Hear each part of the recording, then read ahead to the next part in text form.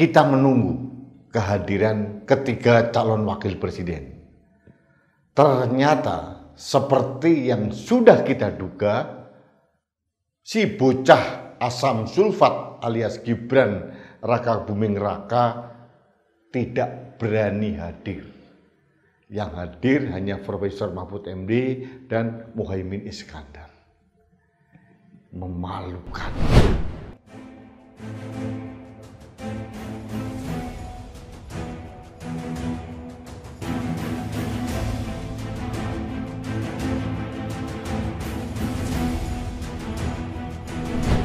Halo sahabat Indonesia, kita bertemu kembali dalam Opini Rudi. Sahabat Indonesia, beberapa hari yang lalu TV One mengadakan debat publik calon wakil presiden. Sudah diumumkan ke ruang publik di mana-mana dan kita menunggu kehadiran ketiga calon wakil presiden. Ternyata seperti yang sudah kita duga, si bocah asam sulfat alias Gibran Raka Buming Raka tidak berani hadir. Yang hadir hanya Profesor Mahfud MD dan Muhaimin Iskandar. Memalukan. Pada waktu ditanya wartawan, dia nanya bahwa dia akan hadir di debat resmi saja. Ini akal-akalan. Hanya untuk menutupi ketakutan dia dalam menghadapi publik karena tidak punya visi misi. Visi misi yang disampaikan Gibran pada saat ketemu dengan Pak Prabowo di Senayan waktu itu, tenang Pak Prabowo, saya sudah ada di sini. Semua visi misinya itu punya pemerintah, program pemerintah yang diaku-aku oleh Gibran. Jadi memang tidak punya visi misi. Sebagai contoh, saya bertemu dengan mantan wali kota Surakarta, F.E. Hadi Rudiatmo. Beliau mengatakan tidak ada program asli dari wali kota Surakarta yang sekarang. 17 program proyek di Surakarta itu semuanya dibiayai oleh APBN dan CSR. Tidak ada yang murni asli ide dari seorang Gibran. Nah, artinya memang benar. Orang ini tidak mempunyai kemampuan. Dipaksakan secara instan. Dan ini melecehkan kita sebagai rakyat bahwa kita dipaksa disuguhi calon pemimpin sekualitas ini. Bagaimana bisa dia mengatakan mewakili generasi muda, Gen Z, atau milenial, tapi menghadapi publik untuk mengetahui, meneropong visi misinya untuk jadi calon wakil presiden saja, dia tidak berani. Dengan berbagai dalih, menghindar terus. Sudah terbukti, dia tidak bisa membedakan mana asam sulfat, mana asam folat. Dia tidak mengerti bagaimana balita diberikan susu stroberi yang kadar gulanya tinggi. Ini sudah diprotes oleh ahli gizi. Kenapa? Memang tidak mempunyai pengetahuan apa-apa. Jadi ini bukan tentang anak muda. Anak muda yang hebat seperti Emil Dardak itu banyak juga. Ada juga kepala daerah yang lain banyak. Tapi bukan seperti ini anak muda yang harus dipaksakan, harus kita pilih. Kalau bahasa normatifnya kan yang milih kan rakyat. Iya, tapi rakyat disuguhi menu yang kita tidak bisa memilih menu itu. Menu itu sudah dipaksakan harus hadir di situ, kita tidak ada pilihan lain untuk memilih. Nah, memang akhirnya kita memilih yang terbaik. Bandingkan dengan Profesor Dr.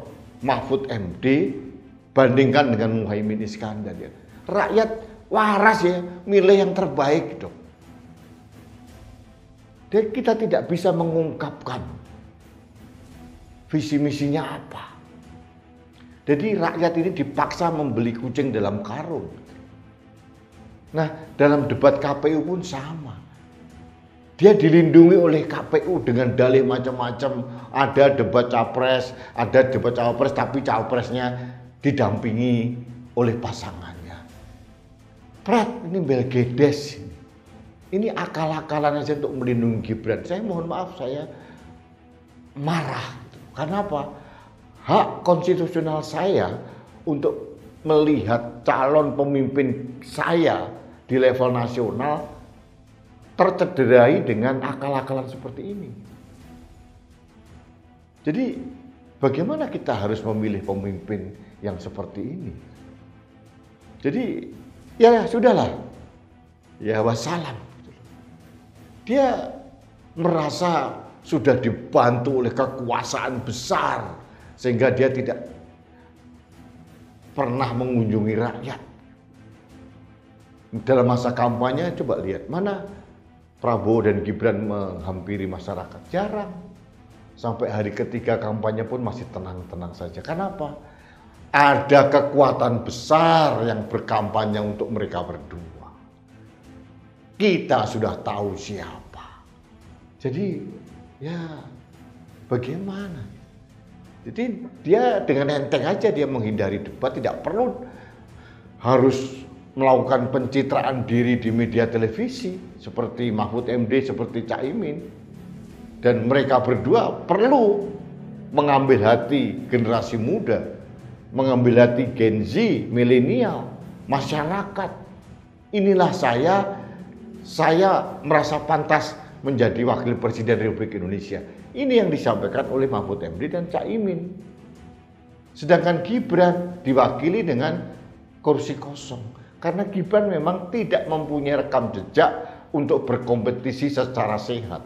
Konon menjadi wali kota Solo pun calon lawannya disiapkan sudah pasti kalah. Makanya dia mendapatkan 80 sekian persen. Jadi tidak mempunyai pengalaman untuk berkompetisi. Jadi berbeda kelas dengan bapaknya. Ya, tapi dipaksakan oleh bapaknya untuk hadir menjadi cawapres, saya tidak tahu. Akhirnya kita berpikir ini, ada apa ini? Orang muda sekualitas Gibran ini kok dipaksakan ngotot menjadi wakil presiden.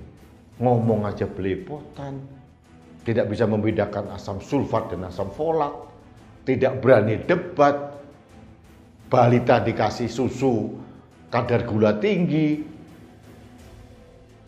gak mengerti sama sekali. Jadi saya nggak tahu seperti apa. Saya mendengar berita konon TKN Prabowo Gibran mengusulkan pada saat debat nanti tidak ada bantah-bantahan. Nah ini debat atau pidato? Wong lurah aja berkompetisi dengan debat kok. Bupati, gubernur berdebat kok. Kok ini nggak berani debat, nggak boleh bantah-bantahan? Ini dagelan namanya. Ini drama. Saya berharap tim ses dari pasangan nomor 1 maupun nomor 3 harus keras bersuara untuk menekan KPU. Jangan sampai seolah-olah semua keinginan dari paslon nomor 2 diakomodasi oleh KPU. Karena kita tahu siapa di balik pasangan calon nomor 2 ini. Jadi mohon maaf dengan segala hormat. Bagi saya Gibran ini pengecut. Dia sudah terlalu enak ya menjadi cawapres pun dengan gonjang-ganjing manuver, merusak demokrasi, merusak marwah MK, merusak hukum. Sekarang begitu mendapatkan tiket emas, saenake dhewe. Inilah Gibran Raka Buming Raka.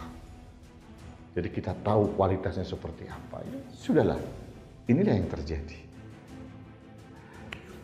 Baiklah, sahabat Indonesia, terima kasih Anda telah mengikuti kemarahan saya secara ya agak marah tapi tertahan karena saya merasa saya sebagai warga masyarakat tidak mendapatkan menu yang baik untuk memilih pemimpin.